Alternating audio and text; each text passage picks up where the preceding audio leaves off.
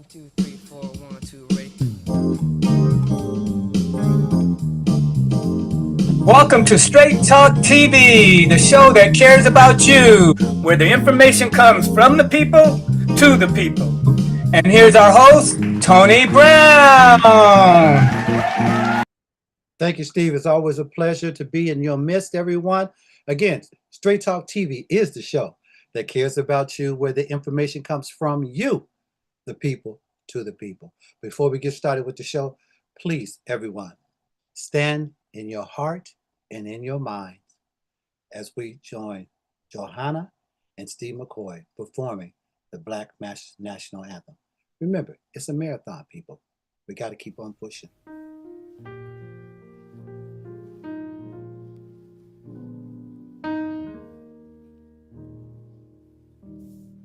Lift every voice and sing till like that heaven ring, ring with the harmony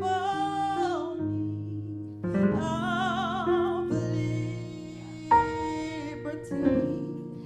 Let our rejoicing rise high as the listening skies. Let us march on till victory Yes. is won.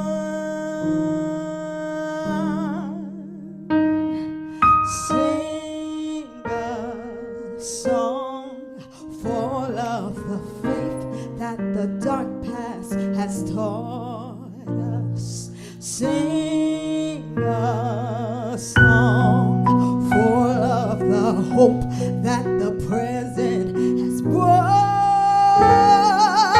us. Facing the rising sun, about a day begun. Let us march on till victory is won.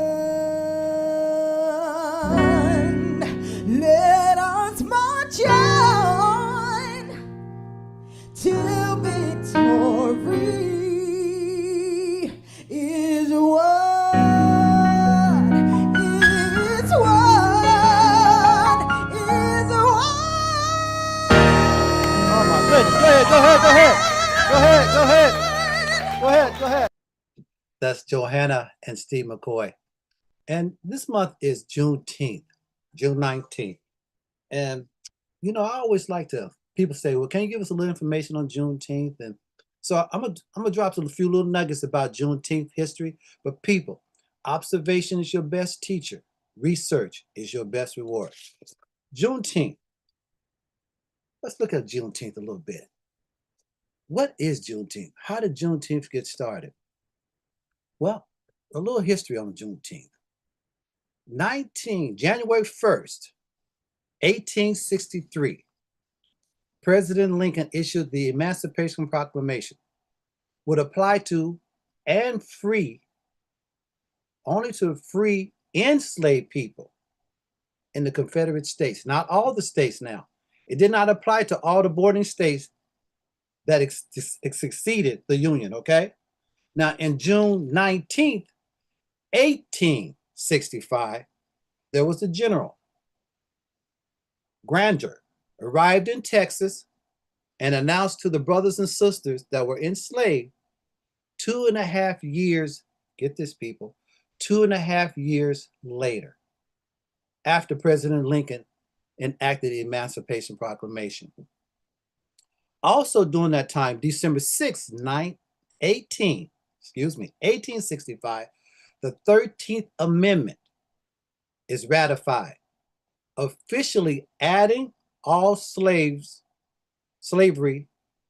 officially ending all slavery in the United States.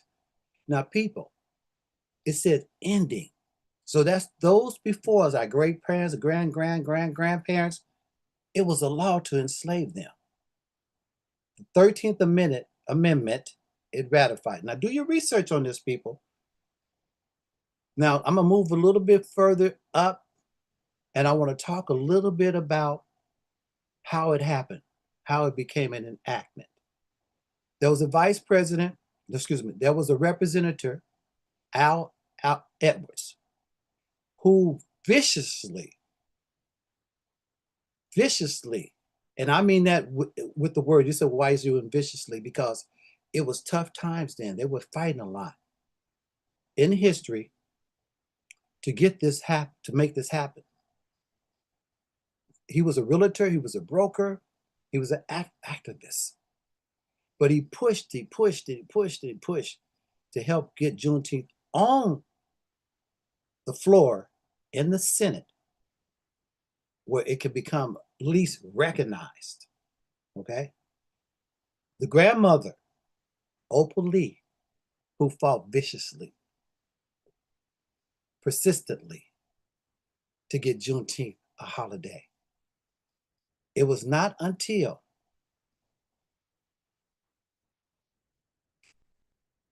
President Biden signed it as an act of law, 1981, that it became an official holiday.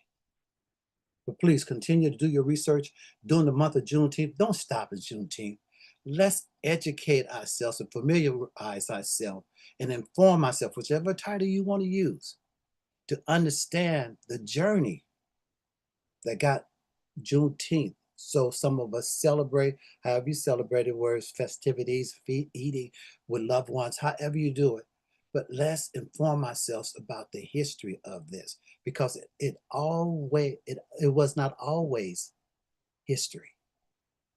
It wasn't always the way that we see it today, where we can just get together, throw a parade, throw a festival, or do whatever we do. It has not always been that way.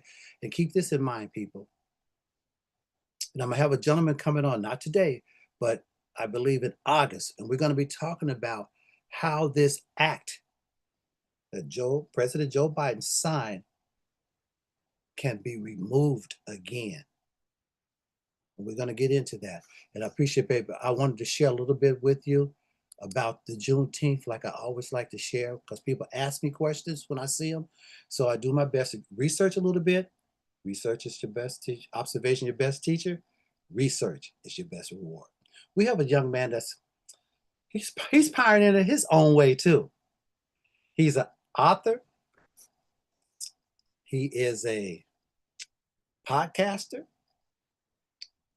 He's also an activist in the community in his own way through his podcast.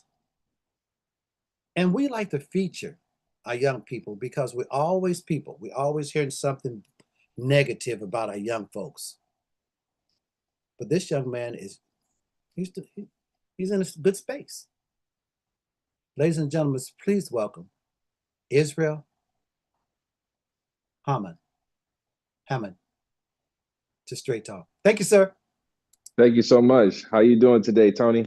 And, you know, I say I'm too blessed to stress, protecting my peace, and serving the people. Appreciate you for having me. That's what we're doing. Yes. Yes, sir. Everyone's coming for peace. Yes. So you got to protect your own. Mm-hmm. Absolutely. What I'd like you to do is just share a little bit about your journey with the people so they can get an understanding of who you are, kind of a little bit about your travel, and then we're going to get into what you're doing now and future events, okay? Okay. Go ahead, sir. Yes, sir. So my name is Israel, also known, my moniker is Izzy Israel. That's poetry. Okay. Poetry is... We like that. Poetry is one of the first aspects of creativity that really pushed me into the forefront of understanding what it means to take ownership of your gifts, talents, and abilities. So I'm from Charlotte, North Carolina. Moved to Portland, Oregon in 2012. So there was a bit of a culture shock for sure. But my family always told me to continue to do whatever makes you feel empowered to make the world a better place, and then also vocation. So I believe in God and grew up in the church, and there's a lot of tug of war I had to deal with to kind of get to this place. I think there is there's a corporate sense of what, you know, religion should be, and then there's the personalization of that. And for me, I didn't understand how to communicate that without sounding anti-God or sounding pro-secular. You know, I just didn't really know how to do that. And so poetry was one of the first places I kind of had an opportunity to talk to people through my process. And I think that was one of the first steps. And as I was growing up, though, I was homeschooled. So my mom had us in a very strict schedule. So it was doing acting and all those types of things growing up. So the arts was always intentional. My grandparents were teachers. And so yeah, I think that would kind of give more context as to how I got here. I think in terms of full expression, my dad was an entrepreneur, and that kind of gave me that thought process of, I can kind of carve out my slice of the pie, and figure out what that means for myself, and tie that to vocation, tie that to my faith, tie that to who I believe I am. And so, acting was my first love. Okay. And then it turned into poetry in college. I walked away from basketball, and it was a crucial moment in my life where I could have gone a lot of different directions. And I felt God gave me a fork in the road. He was like, you can choose. You can go the career route and basketball and all that, or you can figure out what my purpose for you is. And that second part was not as attractive at the time. I'm gonna be very honest about that. It wasn't like I was like, yeah, let me, like let me choose the right. No, I saw the sacrifice in my choice, and there was no guarantee that there was going to be a manifested reward for me in doing that. Sometimes God leads you in certain directions that goes against what you want, and you have to be okay with whatever that looks like, for me at least. And so that brought me into a lot of different places and spaces. And so acting and emceeing, hosting, authorship, podcasting, and God was just showing me that the gifts and talents that he gives each and every individual is very special to them. And there's a way to do it authentically. And so Izzy is real is why I took that moniker on, and brought me to this place in space. I hope that was enough to kind of condense it for you. Oh yeah, absolutely. Because I think a lot of times, I can give all the accolades out for people Hmm. and read their bios, which I do when people send them, and I kind of get the conversation started. But I think Hmm. people in general appreciate more hearing from that person, Mm. their journey, their path, what moved them in a certain direction. And particularly as a young man, my question would be to you is, what was that like to make that move away from, because we have a lot of us just going to the athletic world, which is Hmm. good. Hmm. It's a talent, it's a gift. Hmm. Also, they can use that as a business. And I hope a lot of them do that. But for you Hmm. to make that move, what was that like? Was there a lot of peer pressure there, or what was that like for you? That's a good question. So my parents played ball. Okay. Again, I'm from Charlotte, so that's basketball nation. You know what I'm saying? Like that's where, Jordan's from North Carolina. You have Duke, NC State, UNC, Chapel Hill. Everything's right in that corridor there. And I grew up loving the game. Okay. Watched Steph Curry play in high school. He played my older brother in high school. So it's like Okay. there's a lot of pride that I take in hoop, and my dad was an All-American, went to USC Aiken. And so for me, I'm like, all right, my older brother is doing good. My dad can play. And I was a late bloomer. Okay. So I had to fight to get good. My dad had the craziest jumper, my Right. brother too. And Uh, so being young, I just had to get good at defense because I'm not getting the ball if we playing pickup and is you know Everybody else casting before everybody else you. I'm Right. not I'm not getting the rock at all, Right. and so I ended up in high school getting all conference defensive player of the year, Okay. and Congrats. so Yeah. appreciate that. And so then I get to college and I get a full ride academic leadership multicultural scholarship to George Fox University out here in Oregon. And I walked on, and the coach was like, "Hey, we want you. You made the team." and then it got political after that, and I was like, Right. I'm here on an academic scholarship. I'm not here on a basketball scholarship. So that game didn't have to affect me so much, which Wow. was a blessing in disguise. And walking away, I'm not even gonna lie to you. I had a hard, like, for it was like a month. I was in I would say, a state of just grieving the my- sport. Yeah. It was weird. Like, I had never grieved an inanimate thing like that before. You know, it felt like I lost my girlfriend or something. Like, that's like that's how it felt. Right. And in that moment, though, I feel like my relationship with God made it to where I could even see that as a dynamic, right? Like, if I had been very about my own agenda and not trying to listen to and be sensitive to those types of conversations, I don't think I would have felt even confident in making that hard decision or found it worthwhile. Right. And so the feeling in the midst of it was like, I'm losing myself because I put so much of my life into hoop. I'm talking sacrificing going out of state. I'm talking about sacrificing seeing family, birthdays, get-togethers, friendship gatherings. Like, I'm giving up all of this sleep, food, just to make sure I can get to these different things to where I can further my basketball career. And to walk away from that when I'm so close, and I was peaking in college. Like, that was the craziest part. Like, I was running, doing the really great, doing really great. Yeah. To where the guys on the team were like, "Yo, you need to play with us this year. We need you here." And I mean, granted, it was a D3 school. However, I felt confident that I could take it from there and build my way through. And the pride in me was like, I'm not about to throw all of this away just because I'm gonna go figure out what life is. Like, that don't make sense to me. If I'm gonna be honest.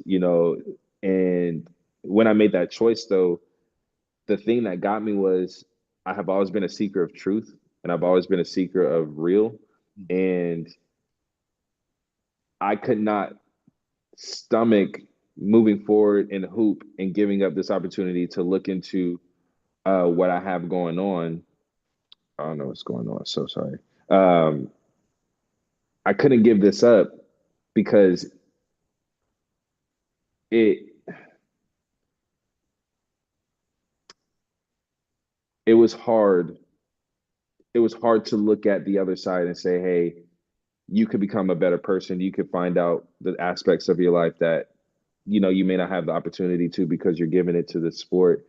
And yeah, it was in that moment that I felt impressed upon to, like, sit back and say, hey, who you say you are, who your parents raised you to be an honest man, an honest person moving in the right direction, you're going to give all that up for what?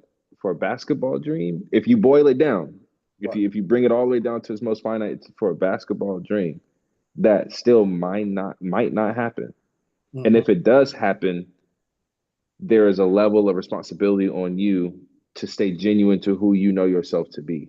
Absolutely. And I couldn't answer that part of who am I in that. I didn't even know. Right. Well, first of all, I want to say respect on getting that scholarship, because if people but if they research, back to research, people, George Fox, it's not easy to get in there. It's not easy to get in there. So again, respect on that. But what I heard from you, because of that move that you made in that process of really understanding who you were, you at a platform now. And I want to get into the platform a little bit. Okay. Because people, we can't capture this young man's life in a few minutes because it's powerful, but we did want to touch on a little bit. Now you done moved into this space now. Now, can you touch on, if you're ready, or let me know when you're ready to do a little poetry? Because I know people said, well, I thought he said he dropped some poetry. You ready to drop some lyrics? I could drop some lyrics right now. Yes, sir. Right now. Okay. Yes. Yes, sir. Yes, sir. So I had a couple pieces in mind for this. Okay.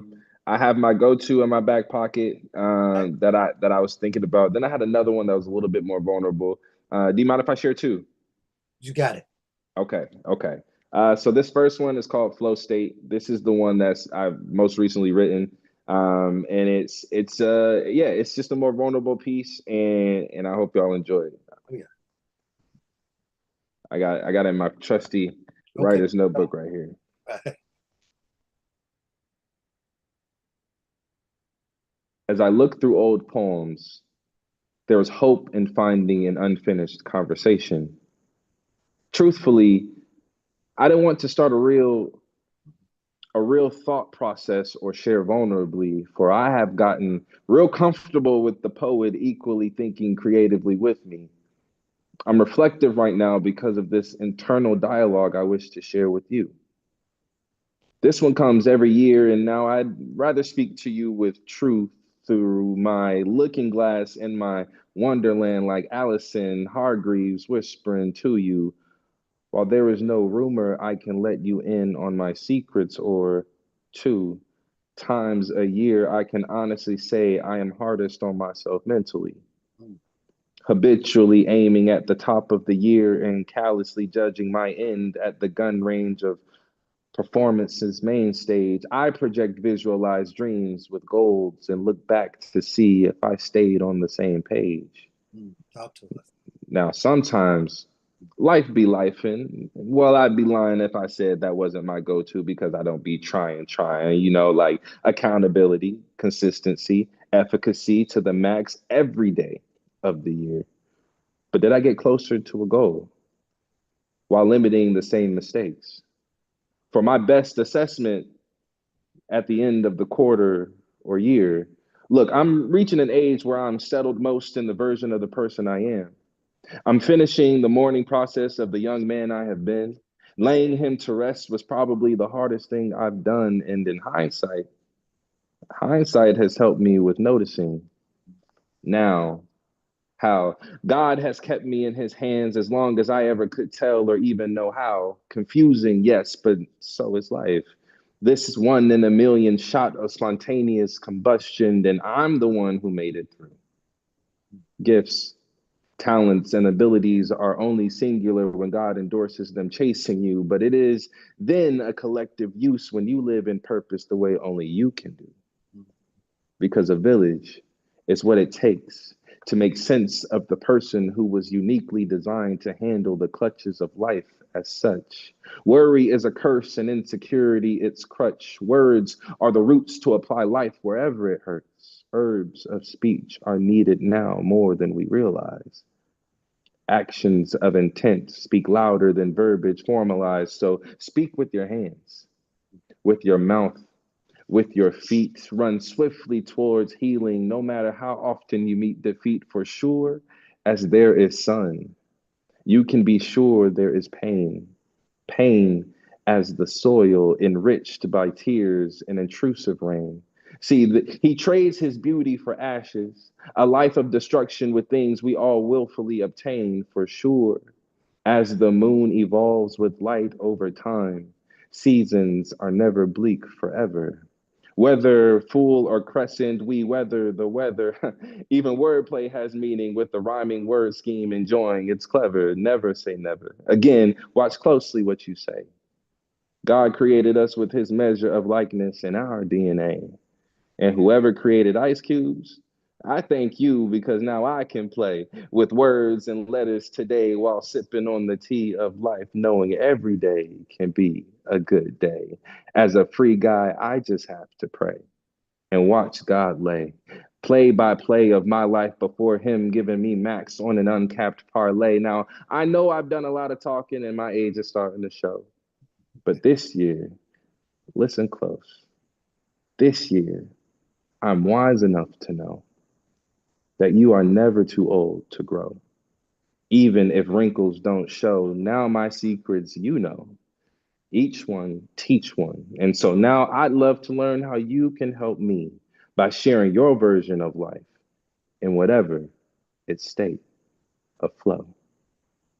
Oh my goodness, brother, that was powerful. Bro. I could see you on the stage slamming that. Yeah, for real. For real, for real. What I want to do is also, Mhm.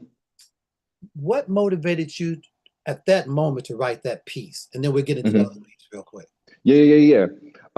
So this piece, man, I had an event that I was invited to speak at. So typically when I have an event, I write for that event. I like to challenge myself creatively that way. It's very easy to go with the one in the tug that you can do the thing with. And I was writing and I was going through my old poems. I have so many that I haven't even thrown out there into the world yet. And I felt like, hey, hold on.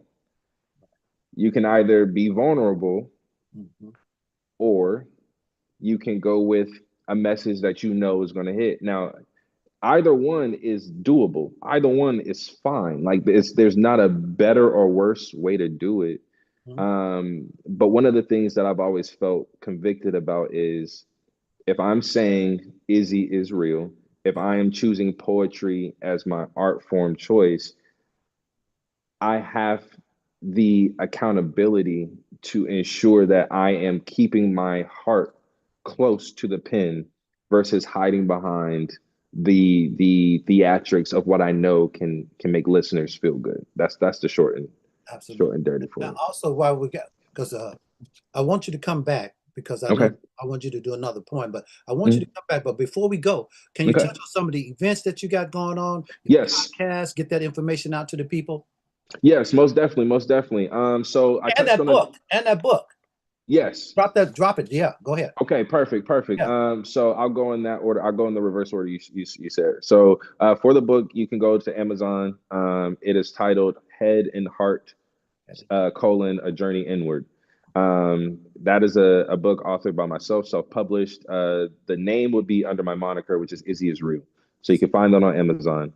And then for the podcast, you can go to YouTube, find me at Israel Hammond, and then you'll see the first episode that I have posted there. We have more on the way, so super excited about that. That is actually through Pose Pro Studio, which is a studio I'm a part of here in Portland.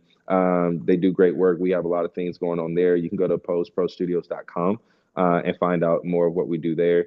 And then in terms of the events. Acting, yes. So for acting, the Into the Woods is what World Stage Theater, a local theater company out here, Black owned, wonderful, woman-led, woman-owned. Like it's a blessing to be a part of. There's a show, Into the Woods, August 17th. And then for my clothing brand, Godfidus Apparel, we have events coming up in Portland this coming July. Okay, well, we got to have you come back. You got to drop some more bars, and then we got to get into the clothing line too as well. And please keep us. What's the young lady that you said that she's a wonderful lady? I want to give a shout out to her. Shalonda, the wonderful. Sunshine. Sunshine, yes. Thank you so much, Sunshine. Absolutely, Sunshine. Yes. Well, we're gonna have you back, and if you want to stay in the green room and watch it, we got a legend coming on too as well. And get back with us. We're gonna get back with you. We're gonna get you back. Where you can you can slam some more of that poetry for us and keep up what you're doing with the programs and the clothing line. Powerful young entrepreneur. I hear it. I see you. Much respect. Okay. Yes, sir. Appreciate you. Sir. Talk to you soon. It's also, Tony, I'm gonna have to jet, unfortunately, but I would love to come back on and we can have that conversation for sure. Word is bond. Appreciate you. Yes, sir. Okay. Yes, sir. Okay. We're gonna go to a break. Appreciate you. Have a blessed day. When we come back, we're gonna be talking to a pioneer. They called him. Well, I'm gonna let him tell you what they call him. But he is a journey. He's a pioneer in his journey, and he's still doing it. When we come back, we're gonna go to a break. When we come back, we're gonna be joined with Mr. Al Hackett.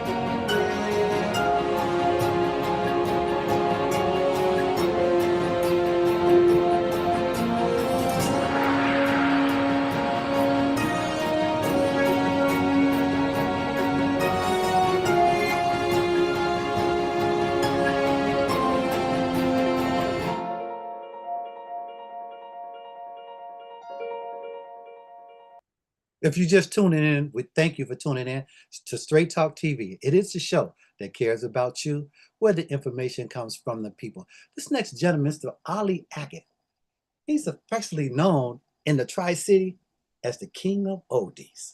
Please, ladies and gentlemen, welcome the King of Oldies. How you doing, sir? I'm good, my brother. How are you? Oh man, I say too blessed to stress, protecting my peace and serving the people. That's what That's we why I are. ask you that. That's exactly why I ask you that every time. I like that line you got there. I like that. You can drop it anytime. Yes, sir. Yes, sir. How you doing, sir? But I'm doing well. Man. God is good all the time. You know what I mean? I want to read something for the people because I was just like, sometimes people don't understand people's journeys and where they've been. Oh, I salute you, sir. He's a veteran. Thank you. Absolutely, absolutely. And you have interviewed some people.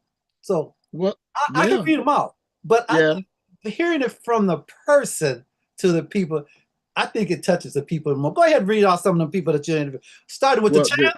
Yeah. the list. Well, I used to live with Muhammad Ali. I lived Okay. with him for a couple of years, Okay. training and boxing, what have you. But in this music business, Yeah. which is my love, my Yes. super love. Yes, yes, you know what I mean. I've had the pleasure of having people like Leon Huff from Philadelphia International, Yeah. Martha Reeves from Martha and the Vandellas, the late Jerry Butler, the Iceman. Marshall, who is still living, from the last member of the Shalites. We can go all around. Gene Chandler, if you will. Gene Carn from Philadelphia. The Mad Lads from Tennessee. Isaac Hayes before he passed away. The list goes. I mean, there's so many in my, and I'm so blessed Yeah. to these people I call my friends. Yeah. I can pick up my phone and just call them and say, hey, I'm not calling for an interview. I'm calling to just see how you doing. Happy birthday to you. How the children? Merry Christmas. You know what I mean? So I built a rapport with these folks, which is just so awesome, man. It truly, truly is. It is. It is. Now, people say, okay, he don't even, but what led you into this? Because you're a veteran, you didn't serve, you done went to college, got a psychology degree. Is that correct? Psychology That degree? is correct. That is Yes. correct. What led you into the music? It's a passion, but what did the King of Oldies say? You know what? I'm gonna get all the way in this. Well, it started out actually at a very, very young age. Okay. My mom used to have a Friday night fish fry for her girlfriends. Oh my goodness. Yeah. And they would come, and to tell you how far back this goes, they were drinking Ballantine beer and Schlitz beer. That's stuff that ain't even on the market no more. So my job was to come down and play the music. That's Okay. how I got bit. Because once they started drinking that beer and talking how bad their husbands was treating them, and the eyes rolled back in the head, and I put on Dr. Feelgood, I had them hooked. You know what I'm saying? So I was hooked, they were hooked, and that's actually how I started. And listening to legends here in Philadelphia like Georgie Woods and Jimmy Bishop and Jocko Henderson and people like that, and from out your way, man, I just forgot his name. I just forgot his name. It'll come back to me. But listening to folks like that, I knew that that's what I wanted to do. Okay. Entertain people with the music, because I have my way of playing. And from Georgie Woods and Jimmy Bishop and some of these, I just took a little bit from them to create my own style. And creating my own style, that's how I became hooked, immersed, and I wanted to do the best I can. And if you do the way you do that is to study, read, cross-check, and like you say, research. That's what I did. Absolutely. That's what I did. Now, I want to give much respect to a program that you started in the parks. Oh, okay. Yeah, I want to give respect to that because that was that Malcolm X Park? Malcolm X Park was the first one that I started at. Yes. Yeah, share and it was, well, first of all, I was hosting the Dell East here in Philadelphia. I was hosting that, and the people came out to support me. I was with WHAT radio at the time. People came out to support me because I mimicked some of the other legendary jocks, if you will. Okay. And when that ended, I told a good friend of mine, a young lady by the name of Helen, who had a business called Stress Free Travel. I said, Helen, I want to give something back to the community because they supported me. So I said, I want to do a one-night thank you oldie show in the park. Okay. Malcolm X is a huge park. Okay. They have never had that many people in the park on a Friday night from 5 o'clock until 9 o'clock ever. They've Respect. never had that many people. Respect. And all I did was bring my equipment out, set up and play oldies. Another big night, and I'm gonna do this real quick. Another big night, we had a pop contest between West Philly and South Philly. It had over 6,200 people in the park. Respect, yes. And people were just bopping. The older folks brought their lawn chairs out. They just came out and they reminisced on the music. The younger people went over and they were watching the older people do the bop, the cha-cha, the twist, and I asked trivia questions. Man, it was a ball. So I took that from West Philadelphia, then I took it to South Philadelphia, then I took it to my hometown, Chester, Pennsylvania. It was immense everywhere it went, everywhere. Then politics got involved, and I told them I have to back out because I don't do politics. Right. You want to keep it real, 100. As Exactly. they say. Exactly. 100. Yes, but we have a video that we can pull up. It kind of shares a little bit about a rap. You want to kind of segue into why the internet's pulling that up? The golden age of disc jockeys was like mid 60s to let's say 72, 73. Every jock that you listen to on the radio had his own rap. Well, as I told you, I listened to some of the legends and I created my own rap. And that's what this is. Okay. Yeah, some of the people probably say, well, what are you talking about, jock? We're not talking about hoopers. That's what they called them back then. DJ. We call them DJs and now spinning whatever, but they called them jocks back then. Engineer, can you go ahead and pull that up, please, sir? And while he's pulling that up, I was just looking. Okay, there we go. All right. There we go. Yeah, I was just like that Malcolm X program that you put together. I was like, that was powerful, and it became an annual event for a while too. I mean, it was just like no, it was weekly. It was weekly. Yes, every week on Friday nights at Malcolm X, and then when I moved to other places, it was a weekly there as well. Yeah. Okay, here we go. Oh yeah. Good evening, and I'd like to say howdy to each and everybody. Yours truly, the king of oldies. Ali is my name, music's my game, and oldies are my claim to fame. We're gonna turn back the hands of time for the next couple of moments or so, going back into the 50s and the 60s, back into the days when men were men, and ladies were so glad that they were. Talking about the old days, baby. Days of the bop, the cha-cha, the twine, and the twist. Days we had big fun and did it all just like this. Standing on the corner drinking wine, watching the girls go by. Standing there with your khaki pants, 3 diamond socks, highball with extra starch around the collar of the cup. You know what I'm talking about?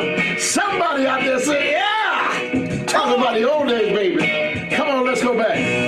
Let's go back to the days that everybody under 16 had a head full of waves. Lots of royal crown on the top side. And if you was over 16, you had a do-rag hanging in your back pocket on the right side with Murray's pomade upstairs. Old days, baby, let's go back. Ladies, don't go nowhere. Sit tight and hang right. I'll be back at you in just a minute. But I'm talking about the days the gasoline was 19 cents a gallon. Hers potato chips were 5 cents. Tasty cakes were 10 cents. Comic books were 10 cents. Talking about the old days, baby. Ladies! Talking about it every morning. 7 o'clock. You got up and it took you 20 minutes to put your girdle on. Oh, somebody say something, baby.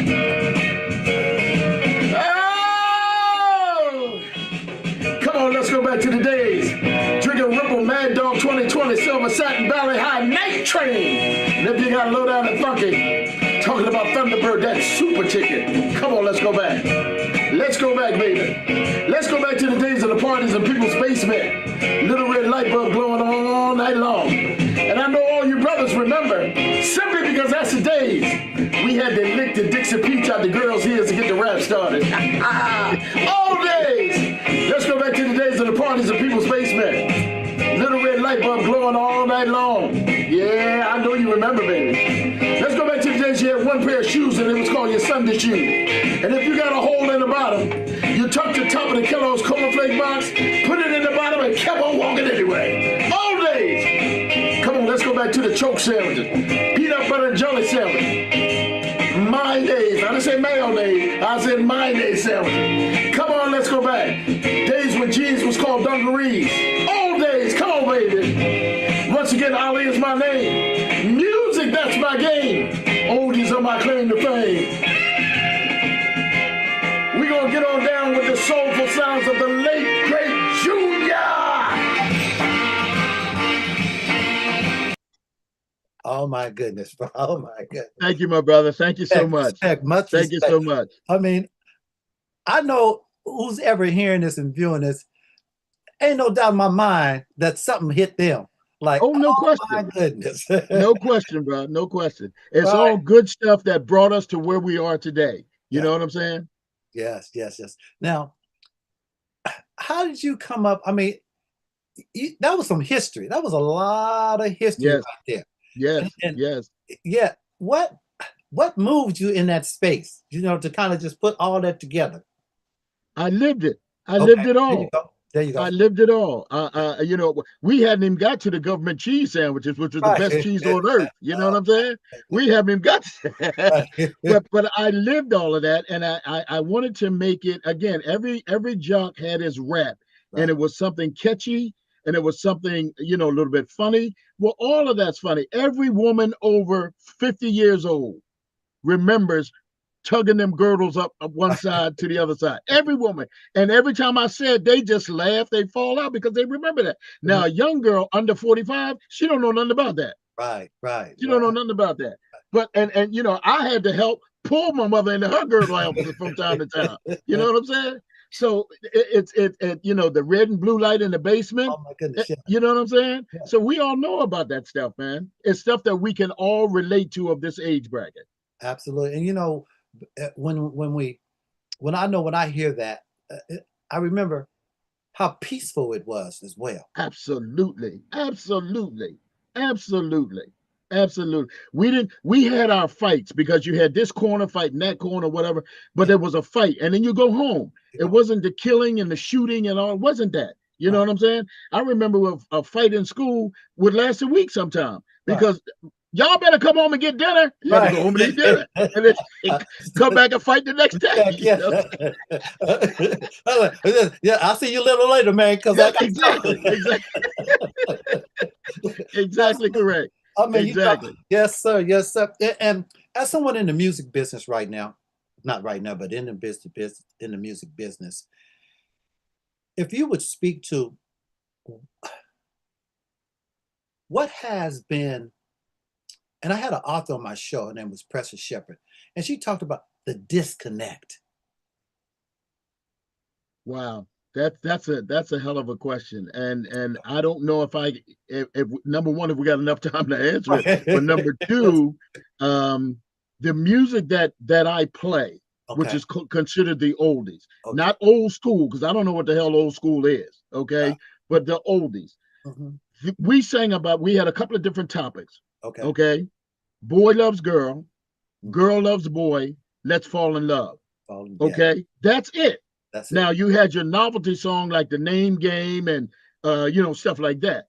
That was it. Now they're talking about my umbrella, whatever it is, don't work, and you know, calling women out of their names and what. So that to me is just totally out there, man. It's out there. Now, our oldies, we know what they were. What are the oldies going to be like for these young kids today? Right. Okay. When Hammer came out, he was a big deal. Now he's like tossed aside. Nobody even knows who he is. His pants was on sale. You can't even find his pants now. You know? So I'm just giving you an example. I don't know.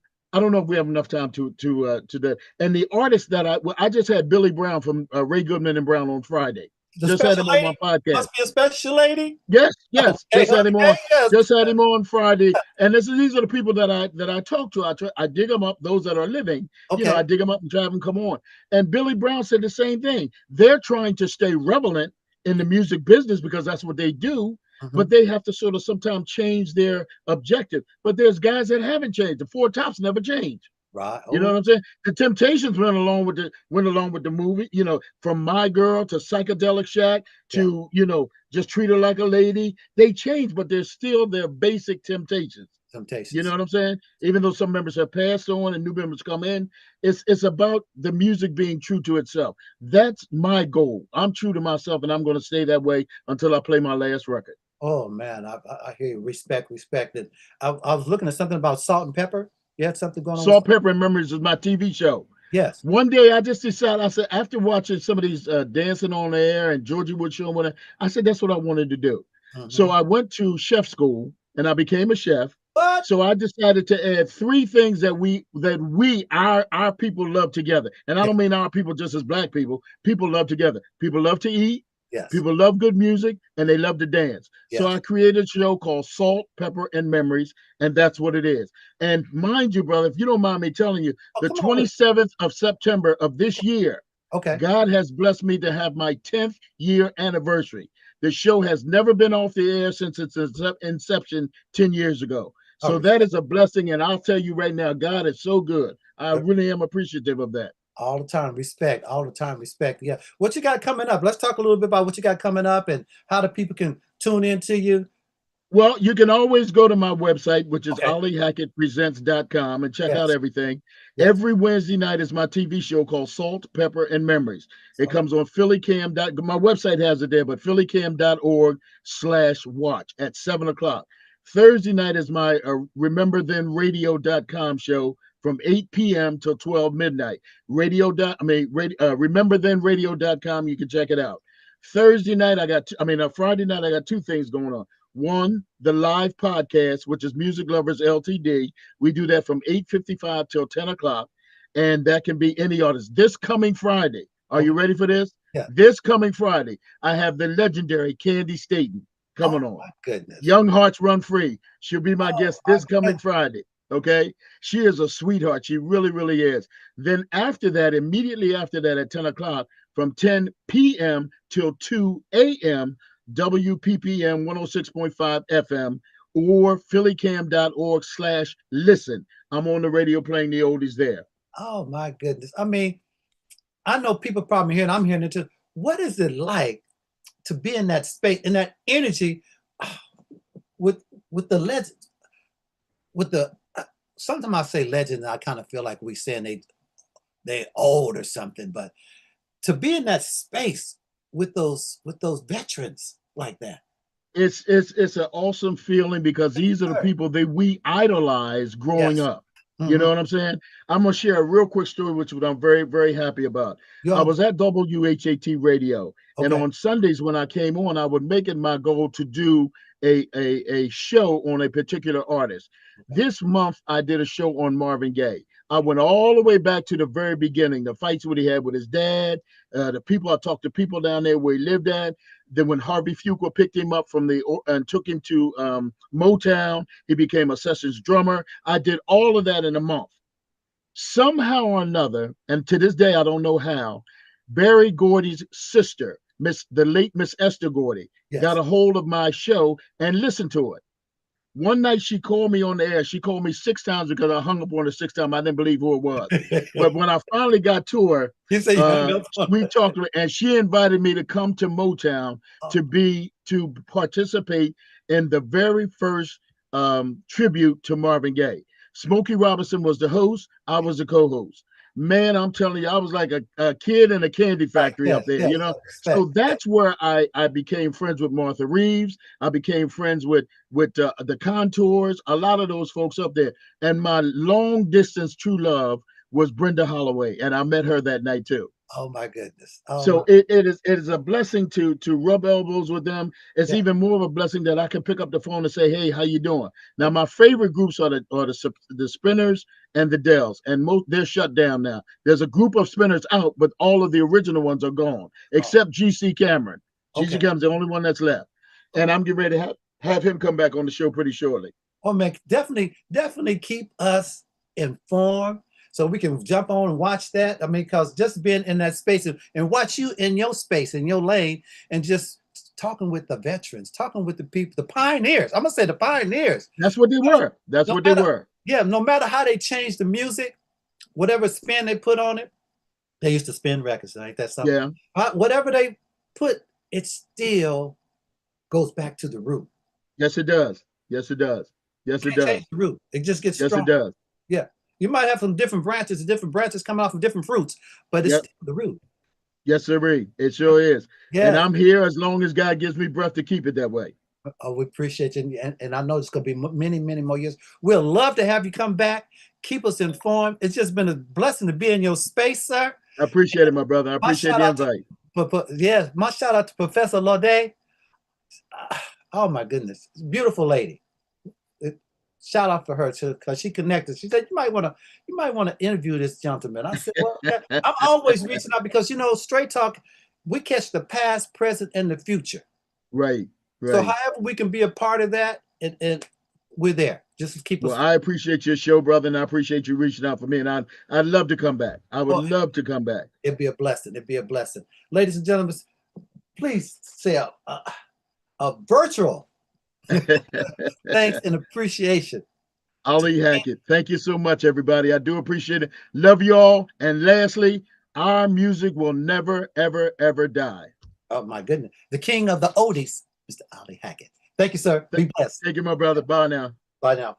Again, we thank you for tuning into Straight Talk. It truly is the show that cares about you, where the information comes from you. And you just saw that, to the people. Tell somebody you love. Remember, it's a marathon.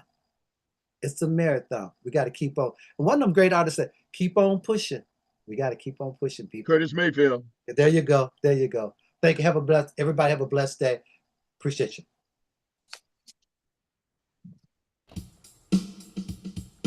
1, 2, 3, 4, 1, 2, ready.